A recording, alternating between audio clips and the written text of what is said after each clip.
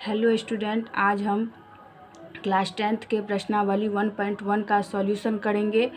अगर आपने इसका पहले वाला वीडियो नहीं देखा है, 1.1 का बेसिक कंसेप्ट वाला वीडियो है, तो आप प्लीज़ इस चैनल पर प्लेलिस्ट में जाके देख लीजिए।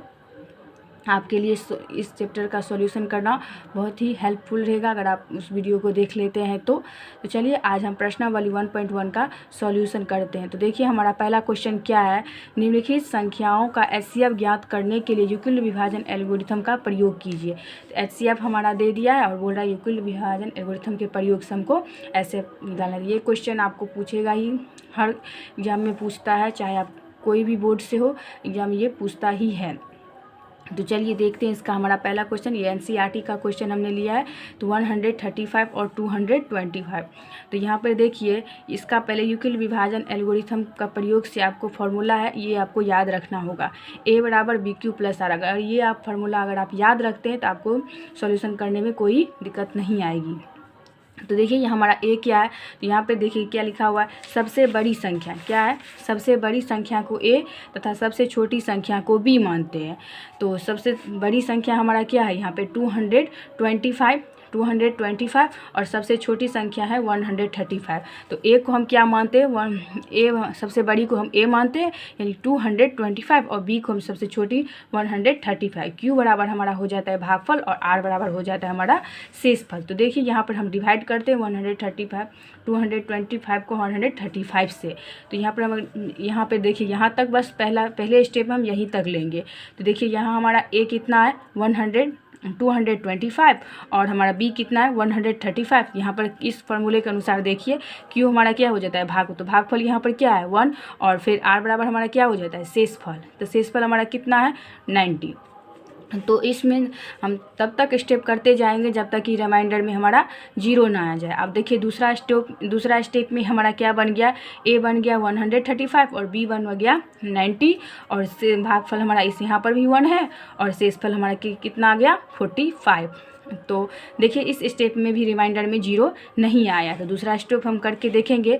यहाँ पर देखिए 90 है, यहाँ हमारा इस स्टेप में ए बन गया 90 और बी बन गया 45 और भागफल हमारा यहाँ पर क्या है 2 है और शेषफल हमारा क्या आ गया 0 आ गया। यहाँ जब शेषफल में 0 आ जाए तो हम सॉल्यूशन करना छोड़ देंगे। देखिए हमें शेषफल 0 आ जाए तो हम हल करना छोड़ देंगे। b बराबर 45 और एचसीएफ बराबर कितना आ गया, जिस स्टेप में 0 आ जाए उसी का b हमारा क्या हो जाता है एचसीएफ हो जाता है। क्या हो जाता है एचसीएफ। एचसीएफ हमारा कितना आ गया 45। तो इसका दूसरा और तीसरा क्वेश्चन जो एनसीईआरटी में दिया है, तो अगर आप इस क्वेश्चन को पहले क्वेश्चन को अगर आप अच्छे से समझ लिए हैं तो दूसरा और तीसरा क्वेश्चन को हल करने में आपका कोई दिक्कत नहीं होगा। अगर आपको फिर भी उस क्वेश्चन में कोई दिक्कत आ रहा है तो आप हमें कमेंट कीजिए, हम आपको उस क्वेश्चन का भी हल कर देंगे। तो देखिए हमारा दूसरा और तीसरा क्वेश्चन यहाँ पे है। तो दूसरा और तीसरा क्वेश्चन अगर ये आप अपने आप से खुद से सॉल्यूशन करके देखिएगा। अगर आपको फिर भी नहीं बना है तो आप हमें कमेंट कीजिए, हम आपको इस वीडियो का सॉल्यूशन दे देंगे। तो चलिए फिर हमारा दूसरा क्वेश्चन क्या है, दर्शाइए कि कोई भी धनात्मक विषम पूर्णांक 6q+1 या 6q+3 या 6q+5 के रूप में होता है जहाँ q कोई पूर्णांक है। चलिए इसका सॉल्यूशन हम करते हैं। तो देखिए पहले क्वेश्चन क्या कह रहा है, दर्शाइए कि कोई भी धनात्मक विषम पूर्णांक 6q+1 या 6q+3 या 6q+5 के रूप का होता है जहां q कोई पूर्णांक है। q क्या है यहाँ पे, कोई पूर्णांक है। तो हमें सिद्ध करना है, क्या करना है 6q+1 और 6q+3 या 6q+5।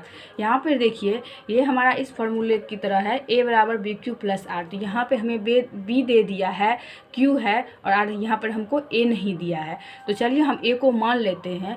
तो माना कि a कोई धनात्मक विषम पूर्णांक है, जहाँ पे b हमारा क्या दिया है 6 दे दिया है।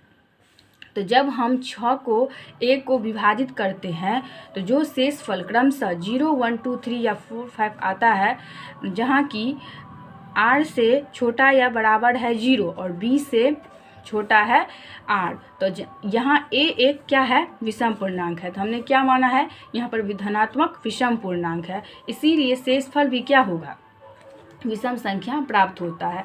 तो शेषफल होगा 1 या 3 या 5।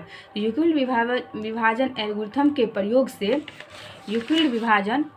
के प्रयोग से हम पाते हैं कि a बराबर 6q+1 या 6q+3 या 6q+5। तो देखिए यहाँ पर क्या दिया है, यहाँ पर हमको a नहीं दिया था। फिर से आप एक बार देख लीजिए, यहाँ पर हमको a नहीं दिया था, तो हम मान लिए कि a कोई धनात्मक विषम पूर्णांक है। जब हम 6 को a से विभाजित करते हैं तो शेषफल हमारा 0, 1, 2, 3, 4 या 5 आता है। तो जहाँ पर r छोटा या बराबर होता है 0 से और b छोटा होता है r से, तो यहाँ a एक क्या है, विषम संख्या है, इसीलिए शेषफल भी विषम संख्या होगा। तो युक्ल विभाजन एल्गोरिथम का प्रयोग से हम पाते हैं a बराबर 6q+1 और 6q+3 या 6 अगर आपको इस तरह के क्वेश्चन अगर आपको एग्जाम आते हैं तो अगर आप इस तरह से बनाइएगा तो आपका फुल में फुल मार्क्स दिया ही जाएगा, ये हमारी गारंटी है। तो अब तीसरा क्वेश्चन देखिए, तीसरा क्वेश्चन हमारा देखिए हम आपको NCERT से दिखाते हैं।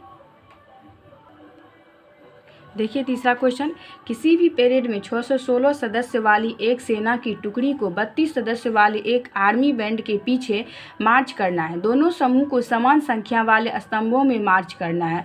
उन स्तंभों की अधिकतम संख्या क्या है जिसमें वे मार्च कर सकते हैं। तो चलिए इसका हम सॉल्यूशन करके आपको दिखाते हैं। देखिए, किसी परेड में 616 सदस्य वाली एक सेना आर्मी की टुकड़ी को 32 सदस्य वाले एक आर्मी बैंड के पीछे मार्च करना है। दोनों समूहों को समान संख्या वाले स्तंभों में मार्च करना है। उन स्तंभों की अधिकतम संख्या क्या है जिसमें वे मार्च कर सकते हैं। तो देखिए स्तंभों की अधिकतम संख्या हमारा क्या है, 616 और 32। देखिए किसी परेड में 616 सदस्य वाले, हम 616 मान लिए और कितने टुकड़ी में बांटा गया है, 32 सदस्य में, तो हम मान लिए हैं। तो चलिए हम इसको युक्ल विभाजन एल्गोरिथम प्रयोग से इसको सॉल्यूशन करते हैं। तो पता है हमको a सबसे बड़ी संख्या को a तथा सबसे छोटी संख्या को b, तो a हमारा कितना है 616 और b हमारा कितना है 32। तो चलिए इसका सॉल्यूशन करते हैं। युक्ल विभाजन एल्गोरिथम के प्रयोग से हमारा क्या फार्मूला रहता है, युक्ल विभाजन एल्गोरिथम के प्रयोग से क्या फार्मूला रहता है, a बराबर BQ प्लस R। तो a बराबर में कितना है 6 से 16, b बराबर कितना है 32 और q बराबर में कितना हो जाता है भागफल और r बराबर शेषफल। तो चलिए इसको हम पहला स्टेप करते हैं। तो पहला स्टेप करने पर हमको कितना आया, तो 6 से 16 मतलब 32 आ गया हमारा कितना है b और हमारा भागफल कितना आया 19 और शेषफल कितना आया 8। तो यहाँ पर रिमाइंडर में हमारा क्या आ गया 0 नहीं आया, रिमाइंडर में हमारा 0 नहीं आया है। तो हम इसका फिर सॉल्यूशन करेंगे। तो सॉल्यूशन करने पर हमारे दूसरे स्टेप में देखिए यहाँ पे a हो जाता है 32 और b हमारा कितना आ गया 8 और भागफल कितना है, शेष भागफल 4 है और शेषफल हमारा कितना आ गया 0 आ गया। तो जिस स्टेप में 0 आता है उसी का b हमारा क्या होता है HCF होता है। तो HCF हमारा कितना आ गया 8। तो आई होप कि आप समझ गए होंगे। अगर आप नहीं समझे हैं, अगर आप हमारे वीडियो को नहीं समझते हैं, अगर हमारे सॉल्यूशन का आप नहीं समझते, प्लीज़ आप मुझे कमेंट कीजिए, मैं अपनी वीडियो में सुधार लाऊंगी। आप जो भी कमी आप प्लीज़ मुझे बताइए कि मेरी वीडियो में क्या कमी है।